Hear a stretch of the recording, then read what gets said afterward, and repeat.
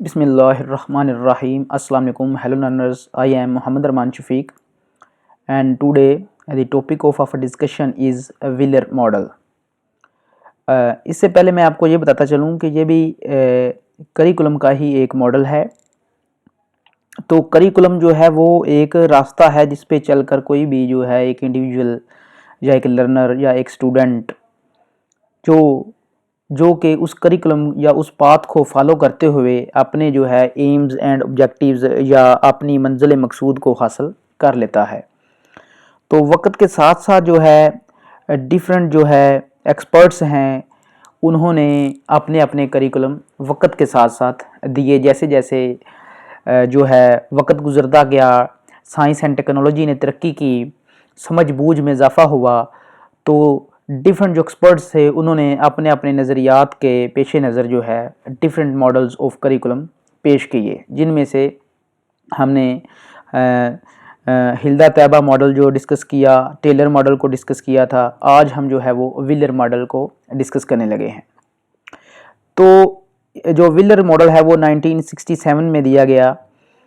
तो ये टेलर का ही मॉडल था जिसको व्हीलर ने जो है इम्प्रूवमेंट के साथ जो है उसको पेश किया। व्हीलर के नज़दीक ये था कि टेलर ने जो कि इवेल्यूएशन में बताया कि फीडबैक जो है वो नहीं होती व्हीलर मॉडल में, जबकि टेलर मॉडल में, जबकि व्हीलर मॉडल में उन्होंने इसको इम्प्रूव किया वक्त के साथ साथ। 1967 में उन्होंने बताया कि इसमें फीडबैक भी दी जाएगी और हमने क्या क्या अचीव करना है और प्रोसेस को अच्छे तरीके से हम किस तरह लेके चल सकते हैं, और इसके साथ साथ हमारी जो खामियां होंगी, हमारी जो फ्लॉज होंगे, जो गलतियां होंगी और जो कोताहियां होंगी उसका पता चलेगा। और इसके साथ साथ जो है हम फीडबैक स्टूडेंट्स लेंगे और अपने जो करिकुलम है उसको जो है वो उसको मज़ीद इन्हांस करेंगे। अब हम मूव करते हैं स्लाइड की तरफ और देखते हैं कि इसकी क्या क्या अजम्पशंस हैं। फर्स्ट ऑफ ऑल तो ये है, ये इम्प्रूवमेंट ऑफ टेलर मॉडल है, क्योंकि ये टेलर का ही मॉडल था जिसको व्हीलर ने बाद में इम्प्रूव किया। इसको साइक्लिकल मॉडल ऑफ करिकुलम का भी नाम दिया जाता है।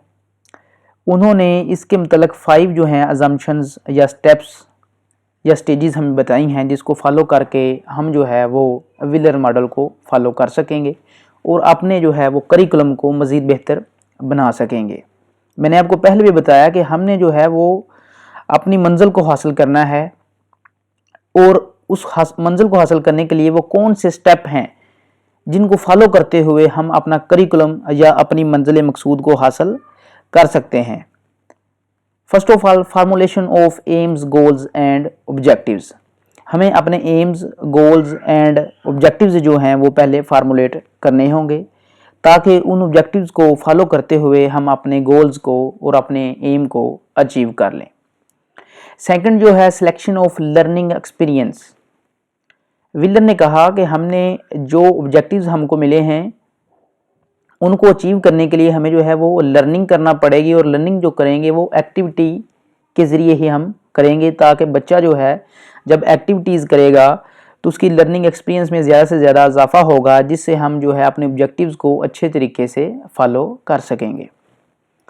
उसके बाद व्हीलर ने कहा थर्ड अजम्पशन में कि सिलेक्शन ऑफ कंटेंट हमें बेहतरीन बनाना होगा, ताकि बच्चों उसको फॉलो करते हुए, हुआ वो डॉक्टर बनना चाहता है, इंजीनियर बनना चाहता है, टीचर बनना चाहता है, या एग्रीकल्चरिस्ट बनना चाहता है, फूड साइंटिस्ट बनना चाहता है, कि कोई भी वो हासिल करना चाहता है अपना मकाम को, अपने एम को, तो उसको ये कंटेंट अगर प्रोवाइड किया जाए और लर्निंग एक्सपीरियंसेस के थ्रू उसको अगर पढ़ाया जाए तो वो अपने एम को अच्छे तरीके से फॉलो कर सकता है। इसके बाद फोर्थ अजम्पशन उन्होंने कही कि organisation and integration of experiences. इसका बारे में व्हीलर ने कहा कि जो कंटेंट हैं जो बच्चे को पढ़ा रहे हैं, ताकि वो अपनी मंजिल है जो टीचर बनना है या डॉक्टर बनना है या हुआ कोई भी वो बनना चाहता है, उसके लिए जो कंटेंट होगा उसको proper organisation and integration of experiences के थ्रू हमें नॉलेज देना होगा। ऑर्गेनाइजेशन का मतलब ये है कि हमने जो भी कंटेंट बच्चे को रीड करवाने हैं उनकी एक प्रॉपर जो है वो एक कंटिन्यूटी और एक मुकम्मल तरतीब के साथ जो है बच्चे को पढ़ाना होगा, ताकि बच्चा जो है वो लर्निंग एक्टिविटीज़ और लर्निंग एक्सपीरियंसेस के थ्रू जो है वो अपना नॉलेज जो है वो अच्छे तरीके से गेन कर सके। इंटीग्रेशन ऑफ एक्सपीरियंसेस को अगर आप देखें तो इंटीग्रेशन ऑफ एक्सपीरियंसेस का मतलब ये है कि अगर एक ही टॉपिक मुख्तलिफ बुक्स में दिया गया है तो मुख्तलिफ एक ही टॉपिक को मुख्तलिफ बुक्स में हमें लगातार रीड करने के बजाय एक ही टॉपिक बच्चे को समझाएं और वो किसी भी एक बुक में हम शामिल कर लें, जिससे बच्चा जो है उस टॉपिक को अच्छे तरीके से समझ सकेगा और उसकी टाइम कंज्यूमिंग होगी वो भी कम से कम होगी और लर्निंग जो है थ्रू एक्टिविटीज़ वो मैक्सिमम लेवल तक वो हासिल कर सकेगा। इसके बाद इवैल्यूएशन है।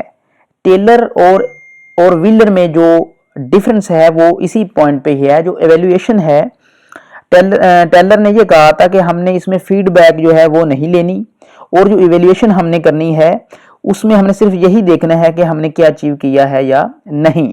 जबकि जो व्हीलर था उसने कहा था कि हमने इसमें जो इवैल्यूएशन करनी है उसने हमने क्या अचीव किया है और हम क्या अचीव नहीं किया, और जो अचीव नहीं किया उसको किस प्रोसेस के थ्रू हम उसको अचीव करेंगे, अपने ऑब्जेक्टिव्स को हमने गेन किया है या नहीं उनको बेहतर बनाएंगे, अपनी जो गलतियां हैं, जो फ्लॉज हैं, जो कोताहियां हैं, इसमें उसी का भी पता लगाएंगे, उनको करेक्ट करेंगे और बच्चों से भी फीडबैक लेंगे और इसको मज़ीद एनहांस करने की कोशिश करेंगे, ताकि जो बच्चा है वो अपने करिकुलम को बेहतरीन तरीके से समझ सके और इसको फॉलो करते हुए इन स्टेप्स को वो अपनी मंजिल मकसूद तक पहुंच सके। That's all about a wheeler model.